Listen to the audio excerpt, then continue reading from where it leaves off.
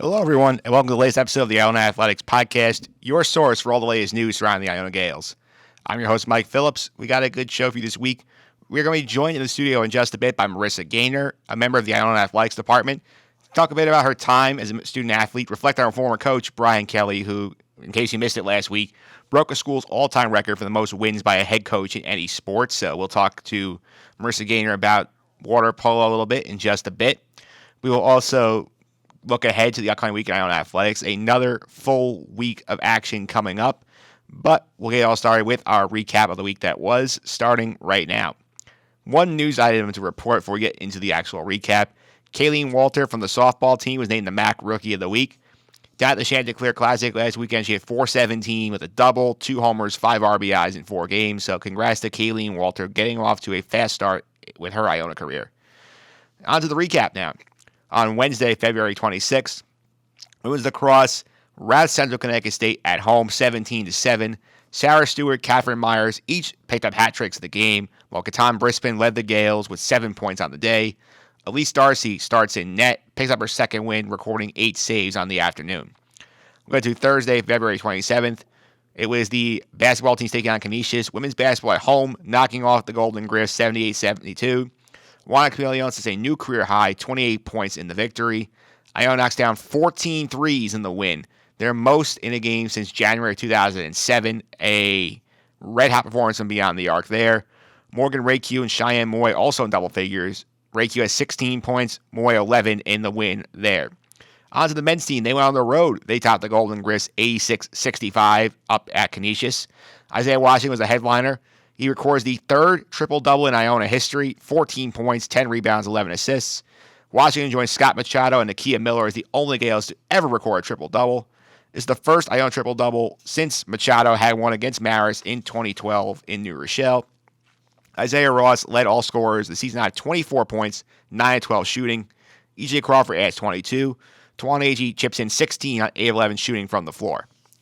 Let's go ahead to Friday, February 28th. Iona baseball, welcome to the win column. First win of the year, topping George Mason 6-2. Stephen Hansen, brilliant on the mound. He allowed just 2 unearned runs over 8 innings on 6 hits, struck out 9. Stephen Furman, guest of this podcast back in December, one of the top contributors of the Gaels on offense, went 2 for 4 with a pair of RBIs. The Gaels also on Friday the 28th sent a pair of runners to the Boston University last chance meet. Joe Nuttall, who we spoke to on the podcast a couple of weeks ago, competed in the mile race, finished second with a career-best time of 4 minutes and 39.03 seconds, which currently ranks inside the top 28 of all NCAA runners. Jack O'Leary ran the 5K race. He placed 12th with a time of 13 minutes and 44.12 seconds, setting a career best in that event as well. O'Leary's time currently ranks 17th in the country as of Friday night. We'll get to Saturday, February 29th, a busy day all around. Women's water polo out at the Wolverine Classic in Ann Arbor, Michigan, drops a pair, falling 13-6, number 23 Bucknell, 10-7 to Santa Clara. Jordan Van Rieken led Iona with 6 goals on the day. Men's basketball, tough loss at Niagara, 191 in overtime. The Purple Eagles rally in the final minutes, tie at the buzzer, for outscoring Iona 16-7 in the extra session. Tuan Agee led all scorers in that game with 28 points. E.J. Crawford had 25 in 43 minutes of action. Isaiah Ross played all 45 minutes, scored 19 points. Women's basketball went on the road, lost at Siena, 57-45.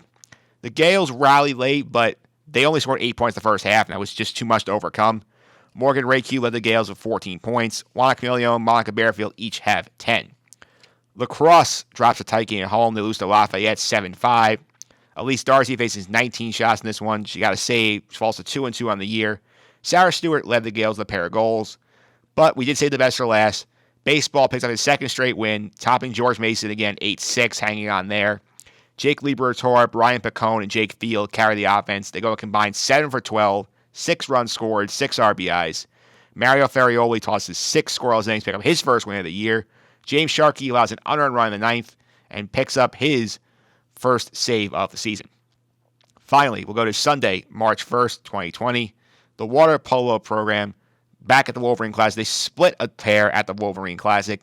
They first face the host, 7th-ranked Michigan, lose 14-6 in the morning. Jordan Hale had 10 saves in the cage for Iona in that one. The Gaels do rebound, however. They top St. Francis 10-6 in the afternoon.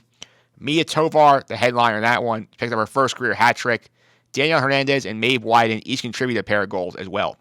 And another piece of good news for baseball, they complete the sweep of George Mason, shutting out the Patriots 6-0 on Sunday. Vicente Mendoza made his first start of the year, allowing 2 hits over 6 innings to pick up the win. Jake Liberatore, another 2 hits, 2 more runs scored, 5th multi-hit game of the year. Brian Bacone was also 3 for 5 with a run scored and 2 RBIs. The Gaels have now won 3 straight games, its longest winning streak since winning 4 in a row in mid-April last season. It's also the first 3-game sweep of an opponent for Iona since they beat Siena in Loudonville, a 3-game sweep in April of 2017. And that will do it for the upcoming recap, of Iona Athletics for the past week. Up next, our interview with Marissa Gaynor right after this. Carson Stewart, Taylor Hensley, and Hensley finishes. All right, we are back here on the Iona Athletics podcast. Joining us in the studio today, a former Iona water polo player and a person who works in the Iona Athletics department now, Marissa Gaynor. Marissa, welcome to the studio today. How are you? Thank you. I'm doing well. How about yourself? Doing very good. I want to thank you for coming down here. And as I mentioned, you are a decorated water polo player here. So what are some of your favorite memories from playing water polo here at Iona? Definitely winning MAC champs, going to NCAAs from those experiences. Those are obviously at the top. But just coming in freshman year, I didn't realize it at the time, but I was coming into a really strong team and really strong teammates, especially our senior class who kind of set the level for the next 4 years with the standards they expected. So that's definitely at the top as well for those memories. After you graduated, obviously you went off, did some things. What inspired you to come back and work at Iona? So I actually interned for Coach Kelly Shaver, not Brian Kelly. I interned for him in 2016, and then I did a graduate assistant with strength and conditioning at Wagner for 2 years. And once that was up, I was in contact with Coach Kelly again.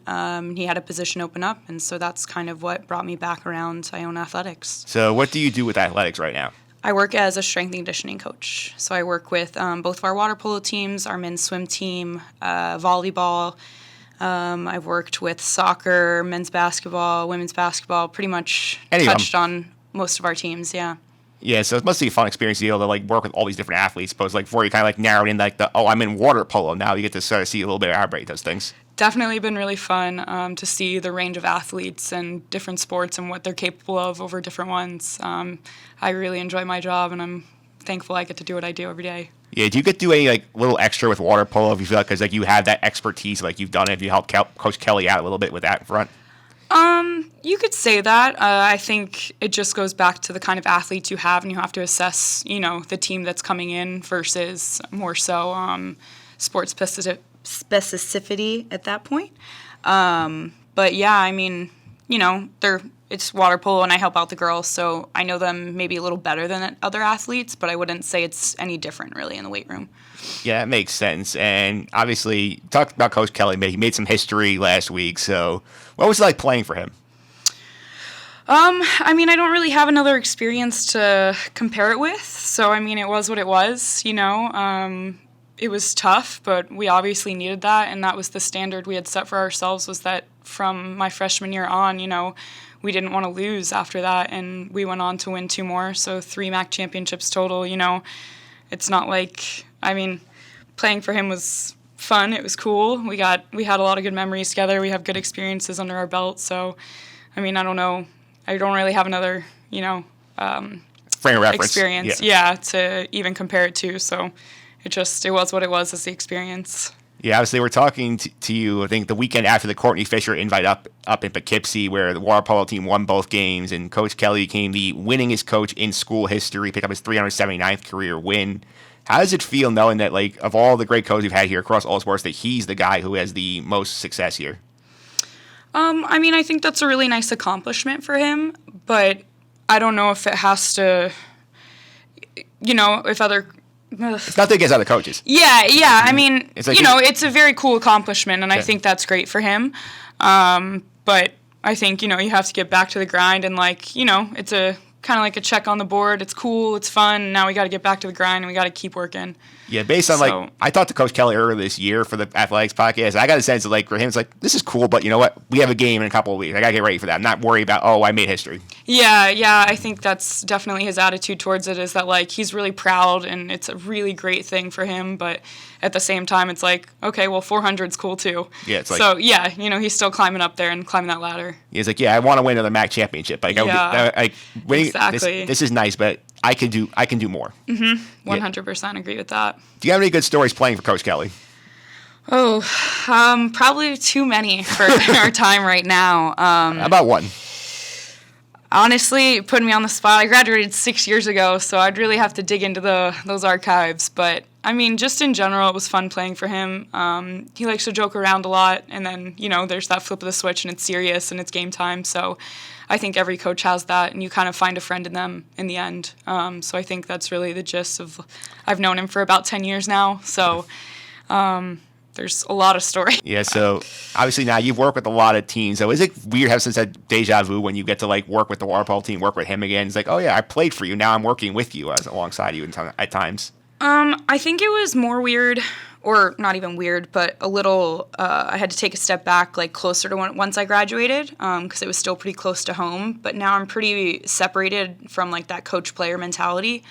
And I think I've done a good job of deciphering or setting the standard and boundaries for myself in that sense of, okay, you're a coach now, you're no longer playing. So it's more teaching and it's more wanting them to learn versus, my own personal gain or anything like that. But I think, there's still a lot of work to do. And yeah, that's all I got. Yeah. Okay. This has been a fun conversation. My last one's obviously water polo season just started. I mean, you're not there day to day. You're on this, but based on what you've seen, behind the scenes, knowing what's going on with them, how do you feel what the team's going to do this year? I mean, I think the ball's in their court, or in the pool. But whatever they want to come out of this season will come out of this season. They're going to have to work, and after seeing the games this weekend and their competition, the competition is fierce, and it always is. You have Wagner who's trying to get their 7th MAC championship, which is crazy, right? Yeah. They took away my senior year. They won my senior year, right? So we had won 3, and then we lost that 4th one, which that's the worst feeling in the world. But, I don't ever want those girls to feel that. So if they do win and they do come out of that, I want that for them, and I want them to feel that exciting feeling of having that for them. But I think it's ultimately up to them, and it's the work they want to put in right now that's going to pay off come April. So they got to get after it. They do have to get after it. We'll keep an eye on them throughout the season. Marissa, thank you for taking the time to come into the studio today to do our athletics podcast. I really appreciate it. Yeah, thank you for having me. I'm glad to be here. All right, and there you have it. That was our interview with Marissa Gaynor, former women's water polo player, current member of the Iona athletic support staff. For our full interview with Marissa Gaynor, check out our YouTube page, youtube.com/ICGales. Sunday, Monday, happy days. Tuesday, Wednesday, happy days. Thursday, Friday, happy days. The weekend comes, my cycle hums, ready to race to you.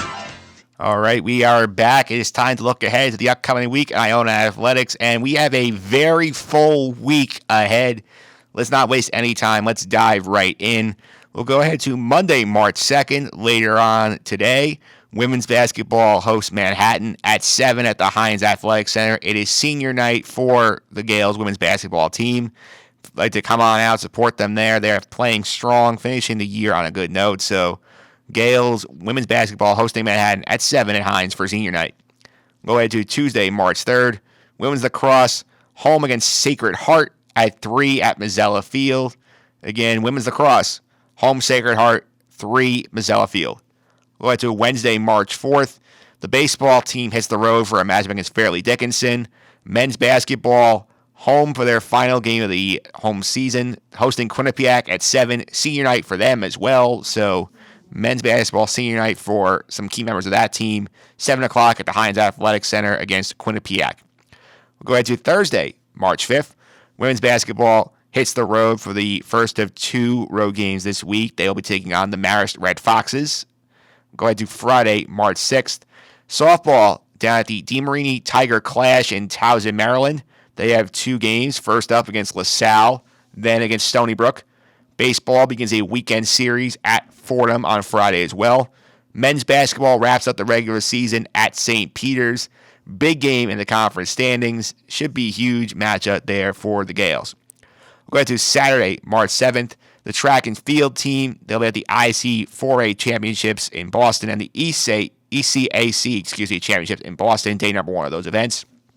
Women's water polo, we just talked about them a few minutes ago. They're at the Harvard Invite up in Cambridge, Massachusetts. Opponent to be announced.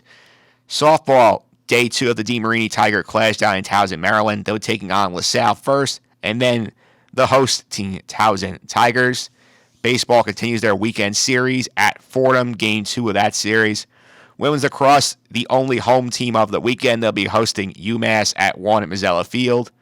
Women's basketball also wraps up their regular season at St. Peter's, so final regular season basketball games going in the books there. Going to Sunday, March 8th. Track and field, day two of the IC4A Championships and the ECAC Championships, both in Boston. Women's water polo, we're taking on Brown at the Harvard Invite up in Cambridge, Massachusetts. Softball wraps up the DeMarini Tiger Clash with their next game of the weekend taking on Towson once again. And baseball wraps up their weekend series at Fordham. And that will do it for the upcoming week in Iona Athletics. It'll be a busy one, so if you want to keep up with everything, with all the scores, all the news, anything you could possibly know about Iona Athletics, check out our website, www.icgaels.com. You can also follow us on social media. Just search for our handle at @ICGales across all major platforms. Stay tuned next week for another brand new episode of the Iona Athletics podcast. But until then, keep fighting the good fight, Gael Nation. Fighting the good fight.